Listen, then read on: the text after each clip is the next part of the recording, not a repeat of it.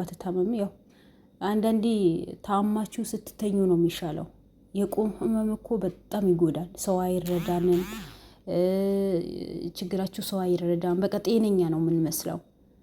አሁን እናቷ በቁም ነው የሞተችው። ምክንያቱም ልጇ ናት፣ አውጥታ አጥላትም አተዋት ልጇ ናት።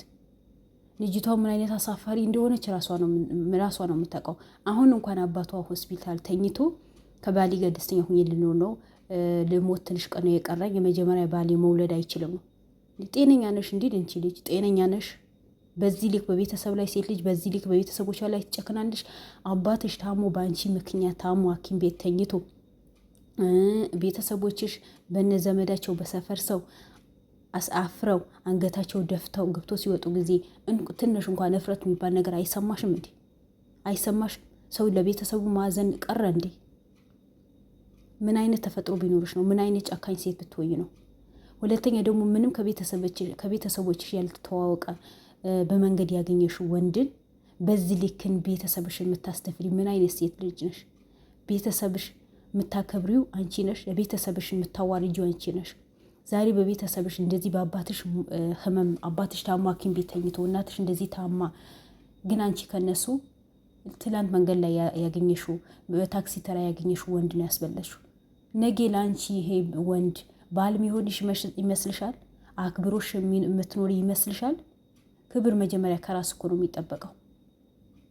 አንቺ የመጀመሪያ ባልሽ እኮ ቤተሰቦችሽ በሙሉ ይወዱታል፣ ክብር ያለው ነው ብሎ ያው እስካሁን አሁን ድረስ ስለሱ ነው የሚያወራው። ስለ አንቺ መጥፎ ነው፣ ስለሱ ጥሩነት ነው የሚያወሩት። ግን አንቺ አሻፈረኝ ብለሽ ነው ሌላ ወንድ ጋር ሄድሽ።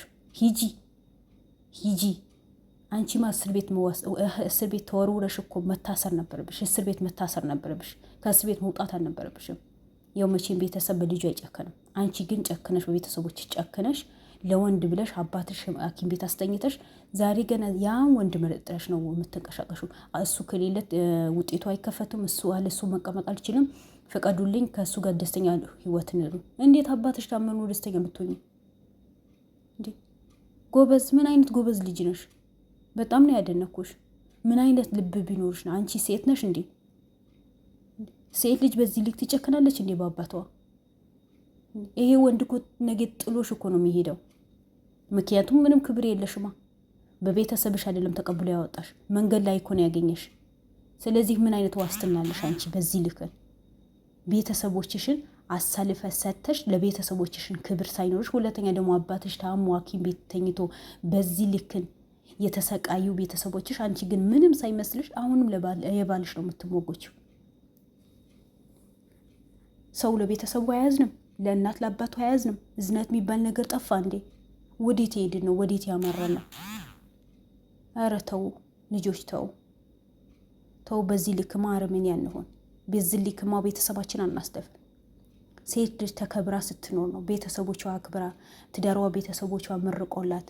እስኪ እህትሽ እኮ የምትመክርሽ ምክር እኮ በጣም ጥሩ ምክር እኮ ነው የምትመክርሽ። አባትሽ መርቆ ያልዳረሽ ትዳር፣ እናትሽ መርቃ ያልዳረችሽ ትዳር አይሆንሽም ነው ያለችው። እውነቱ ነው። ምክንያቱም አንቺ ሊያሳድጉ እነሱ ዋጋ ከፍለዋል።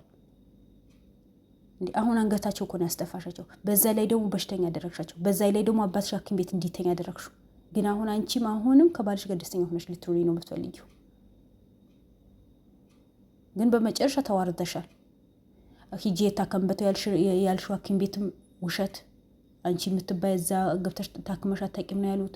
ሁለተኛ ደግሞ ውጤትሽ ያው እነ ዘላለም አስመረመሩሽ፣ ምንም አይነት በሽታ እንደሌለብሽ ጤነኛ እንደሆንሽ፣ በቅርብ የምትሞቺ ነገር በቅርብ እንድትሞቺ። ቆይ ከአላህ ጋር ተገናኝታችሁ ነበር እንዴ?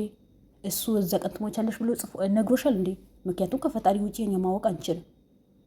እኮ የዛ ነገ የምንበላውን እኮ ማናቅ ሰዎች ጭራቅ ሰዎች እኮ ነን። እንዴት ነው በቅርብ ሞታለሁ ብለሽ የምትናገሪው? ማንሽ አንቺ? እንዴት ነው ከሰው የተለየ ተፈጥሮ አለሽ እንዴ? ከአላህ ጋር ተገናኝተሽ ነበር እንዴ? በአካል አይተሽዋል እንዴ? በዚህ ልክን ልሞት ቅርብ ቀን ነው የቀረኝ፣ ስለዚህ ደስተኛ ሁኚ ንሩ። ልጅ ልውለድ። ልጅ አትውለጂ የሚል ሰው የለም። እነሱ ቤተሰቦችሽ እኮ አሉ። ልጅ ለፈጣሪ ነው፣ ፈጣሪ ሲሰጥ ነው። ከአንድ ባለ 80 ወንዶች ሌላ ወንድ ጋር ስለሄድሽ አይደለም ልጅ የሚሰጥሽ።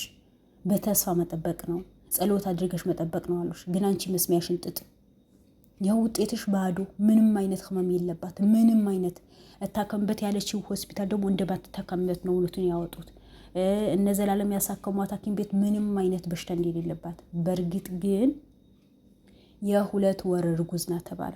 የ2 ወር እርጉዝ ናት ስትባል ጊዜ እናቷ ራሷ ስታወደቀች። እሷ ግን የ2 ወር እርጉዝ ናት ስትባል ጊዜ ባልዋና እሷ ተቃቅፎ ይሳሳማሉ። እናቷ እዛ ጋር ራሷ ስታወድቃ እኔ በሆነ እዛ አንገትሽ ነው መቃላለሽ የነበረው። እንዴ እናትሽም አሳመመሽ፣ አባትሽም አሳመሽ።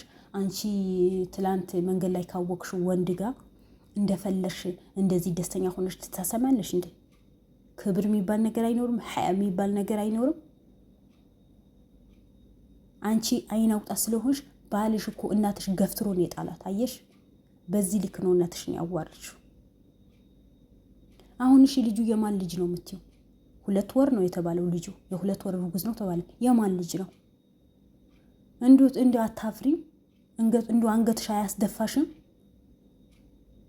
አየሽ ቤተሰቦችሽ ምን ያክል አንገታቸው እንዳስደፋሻቸው።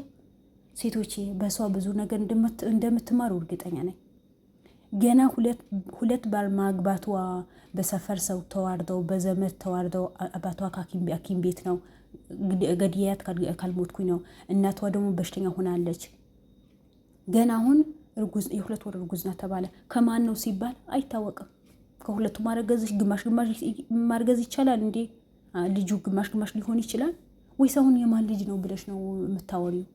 አረ ከእንዲህ አይነት ውደት አላህ ይጠብቀን። ወላሂ በጣም የሚያሳፍር ነገር ነው። በጣም አንገት የሚያስደፋ ነገር ነው። እሷማ ምንም አልመሰላትም። የሆነ ጭንቅላቷ ላይ የደነዘዘች ነገር አለ። የሆነ ነገር ሆናለች ልጅቷ። በሰላሟ ብትሆን ኖሮ እንደዚህ አታደርግም ነበር። የማን ነው ብለሽ ነው ልጁ? ምክንያቱም በ3 ቀን ነው የምትሄጂው። 3 ቀን አንዱ ጋር ነው የምታድሪ፣ 3 ቀን አንዱ ጋር ነው የምታድሪ። የማን ልጅ ነው ብለሽ ነው የምታወሪው?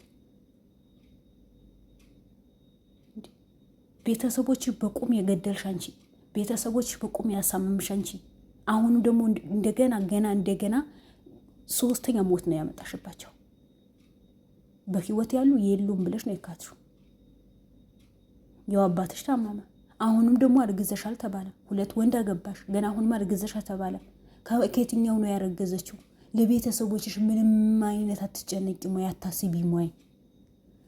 ኧረ ብስሚላህ ረህማን እንደ አንቺ አይነት ከመውለድማ ሳይወልዱ ከማደጎ አምጥቶ የሚያሳድጉ ሰዎች ይሻላሉ። ከማደጎ አምጥቶ የሚያሳድጉ እናት አባት ይሻላሉ።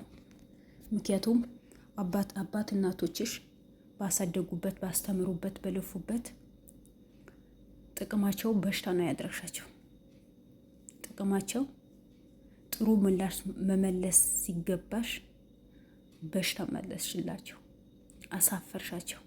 አንገታቸው ደፍተው እንዲሄዱ ያደረግሻቸው፣ በገዛ ቤታቸው ገብተው እንዳይወጡ ያደረግሻቸው። በጣም ነውር ነው። ነውር በነውር ላይ ነውር። ሰው 1000 አይነት ነውር ይሰራል፣ 1000 አይነት ውሸት ያወራል፣ 1000 አይነት ነገር አንገት የሚያስደፋ ነገር ይሰራል። አባትሽ እኮ ነው። አባትሽ ካመለጠ እኮ ሌላ አባት አይመጣልሽም እናቴ። ባል ቢሄድ ባል ይመጣል። እናትሽ ብትሄድ እኮ ድንጋይ ብትበይ፣ ድንጋይ እንደ ምግብ ብትበይው እናት አትመጣልሽ። በእናት ላይ ምንም አይቀይርም። በባል ላይ ደግሞ ባል ይቀየራል።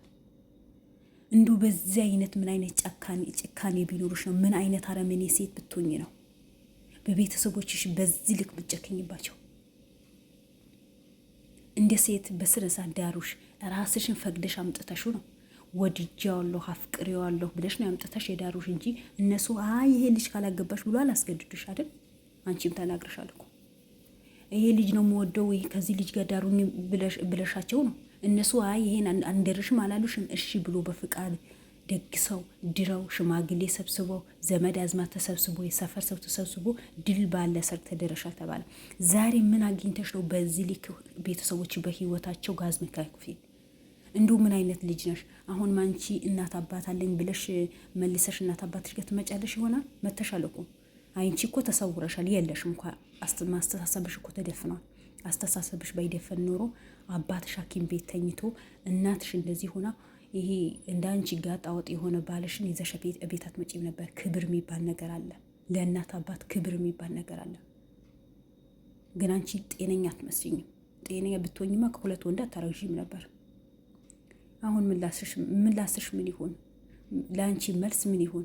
ምንድን ነው ለአንቺ መልስ? የማን ልጅ ነው ብለሽ ነው የምትናገሪው? የልጅሽ አባትህ ማን ነው ብለሽ ነው የምትነግሪው? ሁለት ወንድ አባትህ ናቸው ብለሽ ነው የምታስተዋውቂው ለልጅሽን? አንቺም ይፈርበት። በእንዲህ ነገርማ አፍረሻል፣ ወርደሻል፣ ተዘፍቀሻል። አሁን ተዘፈቂ። ከእንዲህ አይነት ውርደት ውድ እህቶቼ አላህ ይጠብቃችሁ። ቪዲዮን ከወደዳችሁ ሼር አድርጉ። ሰላም አለይኩም ወራህመቱላሂ ወበረካቱ።